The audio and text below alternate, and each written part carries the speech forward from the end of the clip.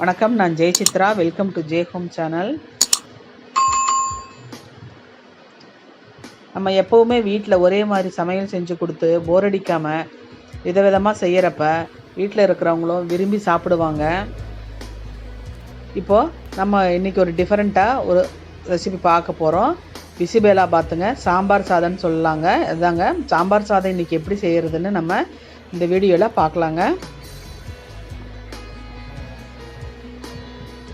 3/4 cup அளவுக்கு துவரம்பருப்பு எடுத்துருக்குறேங்க. இதை ஒரு குக்கரில் சேர்த்துக்கலாம். இது கூடவே 1/2 கப் அளவுக்கு அரிசி எடுத்துக்கிறேன். சாதாரண சாப்பாட்டு அரிசி தாங்க. 1/2 கப் எடுத்துக்கிறேன். மொத்தமாக சேர்த்தோம்னா 2/4 கப்பு வருதுங்க. இதை நல்லா 1 மணி நேரம் ஊற வச்சு 3 தடவை கழுவி எடுத்துக்கிறேன். இதோட 4/2 கப் அளவுக்கும் தண்ணியும் ப்ளஸ் கூட சாதம் நல்லா குழைவாக வேகிறதுக்காக 1/2 கப் எக்ஸ்ட்ராவாக மொத்தம் 6 கப் அளவுக்கு தண்ணி ஊற்றுறேங்க. கூடவே அரை ஸ்பூன் மஞ்சத்தூள், தேவையான அளவுக்கு உப்பு, ஒரு தக்காளி பொடியாக நறுக்குனது, ஒரு 5-6 சின்ன வெங்காயம், 2 பல் பூண்டும் சேர்த்துக்கிறேன். 1 ஸ்பூன் விளக்கெண்ணெய் விட்டு குக்கரை மூடி நல்லா 4-5 விசில் வர அளவுக்கு வேக வச்சு எடுத்துக்கலாங்க. இப்போ அடுப்பில் ஒரு கடாயை வச்சுருக்கிறேன். 2 ஸ்பூன் எண்ணெய் விட்டுக்கிறேன்.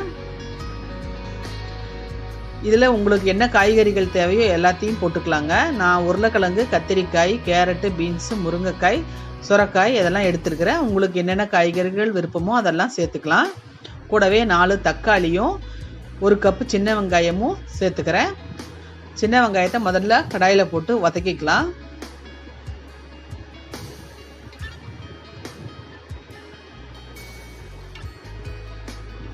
வெங்காயம் வதங்கின உடனே தக்காளியும் இதோட சேர்த்துக்கலாம்.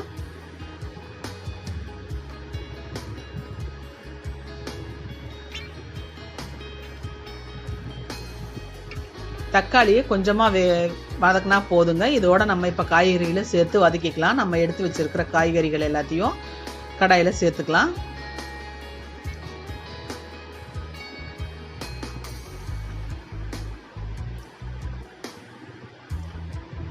இப்போ காய்கறிகளை நல்லா கிளறி விட்டுக்கலாம்.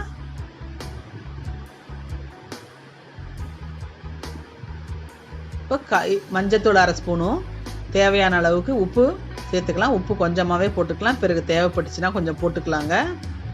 இப்போ 2 கப் அளவுக்கு தண்ணி விட்டு காய்கறிகளை வேக வச்சுக்கலாங்க. காய்கறிகளை நல்லா வேகணுங்க. அப்போ தான் சாம்பார் சாதம் நல்லா இருக்குங்க. இப்போ மூடி வச்சிடலாம், வேகட்டும். அப்பப்போ திறந்து கிளறி விட்டுக்கலாங்க. அடிப்பிடிக்காமல் கிளறி விட்டுக்கலாம். தண்ணி இருக்கு, காய்கறிகள் வேகட்டும்.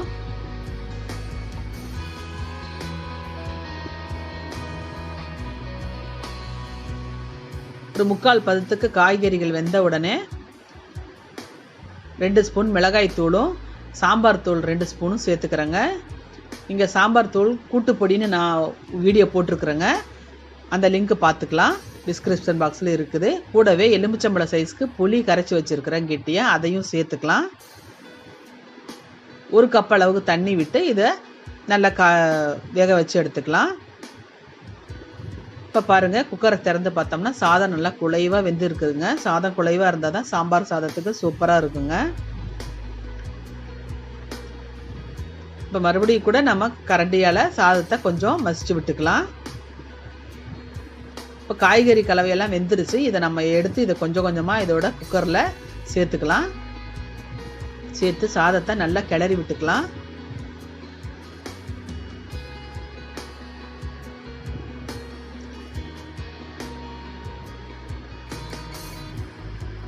சாதத்தை நல்லா கிளறி விடணுங்க.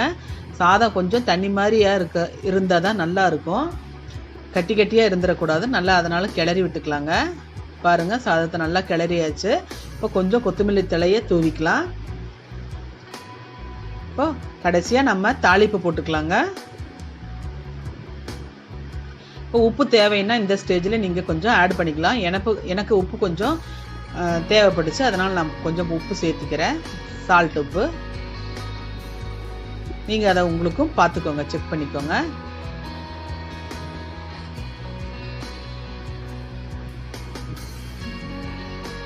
கொஞ்சம் உப்பு போட்டதுன்னா நல்லா கிளறி விட்டுக்கலாங்க. உப்பு அப்போ தான் எல்லா பக்கம் ஒரே மாதிரி சேரும்.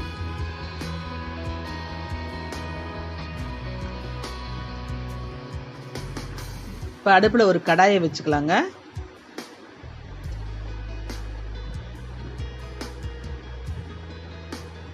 ரெண்டு அல்லது 3 ஸ்பூன் நெய் விட்டுக்கலாம்.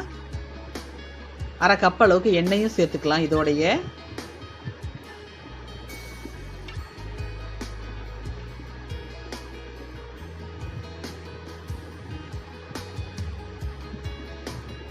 எண்ணெய் காஞ்ச உடனே கடுகு உளுத்தம் பருப்பு போட்டு சேர்த்துக்கலாம்.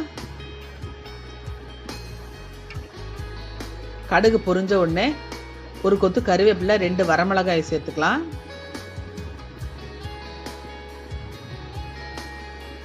ஒரு 20 அளவுக்கு முந்திரி பருப்பையும் சேர்த்துக்கலாம். ஒரு சிட்டிக்கு பெருங்காயத்தூள் தூவிக்கலாம்.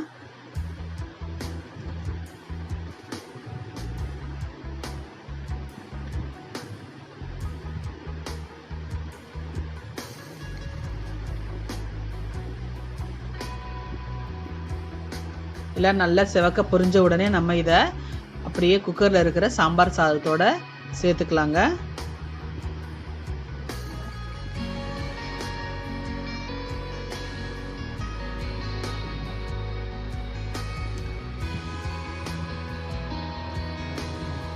பாருங்க, அப்படியே எடுத்து குக்கரில் சாதத்தோட ஆட் பண்ணிக்கலாம்.